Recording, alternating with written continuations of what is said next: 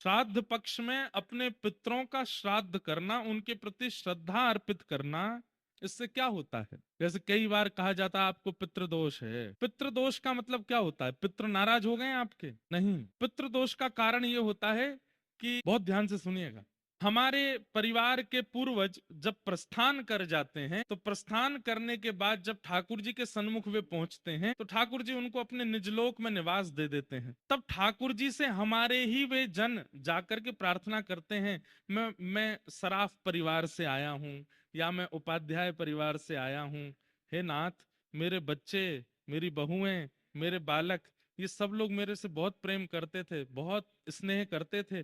अब तो मेरा संबंध इनसे टूट चुका है, पर फिर भी नाथ मैं बस इतनी कृपा आपसे चाहता हूं कि इस परिवार पर कृपा बनाए रखना। हमारे पितृ जाकर के ठाकुर जी से हमारी प्रार्थना करते हैं कि आप इन पर कृपा बनाए रखना ठाकुर जी। ठाकुर जी कहते हैं, अच्छा तुम इतनी इनकी जो है जैक लगा रहे हो तो अपने परिवार के लोगों की, देखते हैं श्राद्ध पक्ष में तुम्हारा श्राद्ध ये लोग कैसे करेंगे।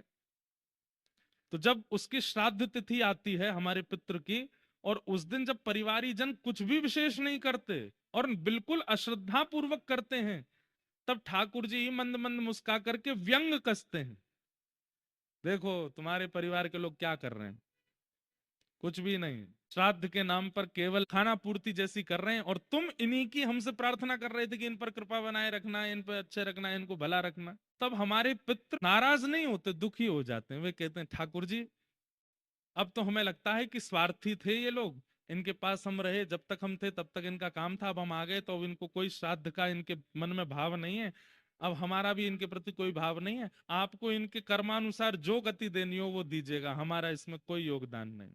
सीधी बात।